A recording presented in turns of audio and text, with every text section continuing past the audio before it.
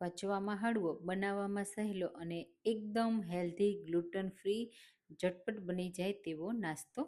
Hello friends, હું છું શીતલ. તમારું સ્વાગત છે મારા કિચનમાં. તો સિંધીઓનું ફેમસ ફૂડ આપણે બનાવીશું સિંધી કોકી, એ પણ આપણા સ્વાદ સાથે અને આપણી રીત સાથે અને એકદમ હેલ્ધી, પચવામાં હળવું એવા જુવારના લોટ સાથે. તો જે વેટ લોસ કરે છે, ડાયાબિટીસના પેશન્ટ છે, એ પણ ખાઈ શકે છે. અને નોર્મલમાં આપણે ખાસ કરીને આટલી ભાગદોડવાળી જિંદગીમાં મિલેટ જરૂરથી સામેલ કરવા જોઈએ, તો એના માટે પણ બેસ્ટ છે. તો ચાલો બનાવીએ. એના માટે લઈશું આપણે 1 કપ જુવારનો લોટ. તો અહીંયા હું તમને કહી દઉં કે હું રેગ્યુલર જુવારનો લોટ લઉં છું, નથી ઝીણો કે નથી જાડો. અને આ લોટમાં આપણે ખાસ કરીને ઘીનું મોણ એડ કરવાનું છે. તો ઘીની એક તો ફ્લેવર બહુ સરસ એવી આવશે અને તમને ખસ્તા પણ બનશે. સાથે તમે જો ભાખરી લવર્સ હોય ને તો તમને આ નાસ્તો બહુ જ પસંદ આવશે. તો આપણે ઘીને મિક્સ કરી દઈશું અને હવે કોકીમાં જે જે વસ્તુ એડ થાય છે એ બધી એડ કરીશું. તો ડુંગળી, લીલા મરચાં, તો મારી પાસે લીલું અને લાલ બંને મરચું છે તો મેં એડ કર્યું છે. સાથે લીલા ધાણા એડ કરી દઈશું, અજમા એડ કરીશું અને મરી પાવડર એડ કરીશું અને આખું જીરું એડ કરીશું. સાથે સ્વાદ પ્રમાણે મીઠું પણ એડ કરી દઈશું. થોડી કસૂરી મેથી આ રીતે હાથથી ક્રશ કરી એડ કરીશું. અને બસ હવે પહેલાં આ રીતે બધા મસાલાને મિક્સ કરી લેશું.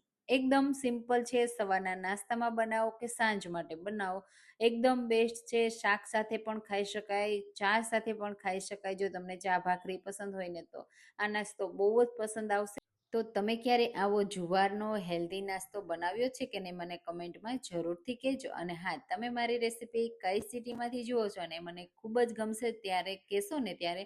અને જો તમારે કોઈ પણ જુવારની રેસીપી હજુ પણ નવી નવી જોવી હોય ને તો મને કમેન્ટમાં કહેજો. મારી પાસે જેટલી પણ રેસીપી છે એ બધી હું તમારી સાથે શેર કરીશ. હવે અહીંયા તમે જુઓ, થોડું થોડું પાણી એડ કરતું જવાનું છે અને જે રીતે આપણે રોટલાનો લોટ બાંધીને તૈયાર કરીએ ને એવો લોટ આપણે કરવાનો છે.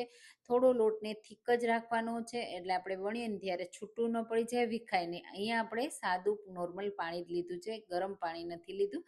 એટલા માટે આ રીતે થોડું થોડું લોટને પાણી એડ કરતું જવાનું, મસળતું જવાનું, એટલે એમાં થોડું બાઇન્ડિંગ આવી જાય અને થોડી ચીકાશ આવશે ને એટલે વણતી વખતે કે શેકતી વખતે બિલકુલ એ ફાટશે નહીં, તૂટશે નહીં. તો આ રીતે મસળતું જવાનું.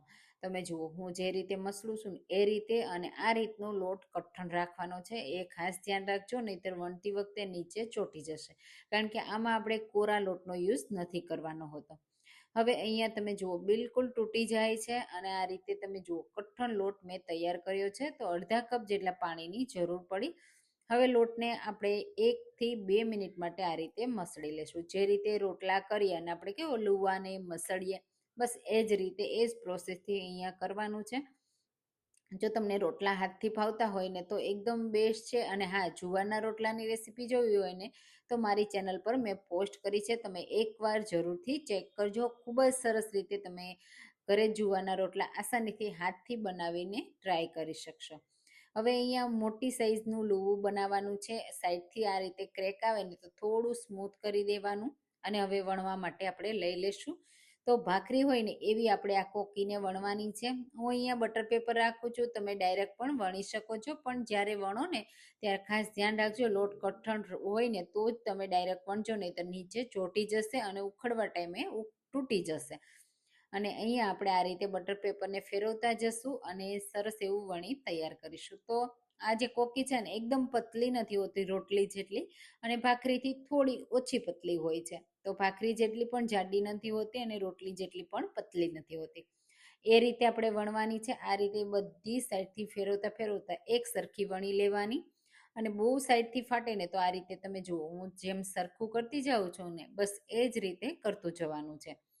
આ રીતે તમને એવું લાગે કે બહુ ફાટે છે, પ્રોપર સરસ એવું નથી થતું, તો થોડું પાણી લગાવી અને પછી તમે ક્રેકને દૂર કરશો ને તો પણ થઈ જશે. હવે આપણે એમાં થોડી કોકી જેવી ડિઝાઇન આપવા માટે આ રીતે એકદમ હળવા હાથથી આ રીતે કટ લગાવીશું. અંદર સુધી ના જઈને એનું ખાસ ધ્યાન રાખવાનું, ઉપર જ કટ લગાવવાના છે. આ રીતે થોડા આપણે સાઈડમાં પણ કટ લગાવી દેશું અને પ્રોપર સરસ એવી આપણી કોકીનો શેપ આવી જશે. હવે એને શેકવા માટે લઈ લઈએ. તો શેકવા માટે આપણો તવો થોડો ગરમ હોવો જોઈએ આ રીતે, અને પછી ડાયરેક્ટ તમે એડ કરી શકો છો, અથવા જો તમને ડાયરેક્ટ ન ફાવે ને તો આ રીતે બટર પેપર સાથે જ તમારે એડ કરી દેવાનું.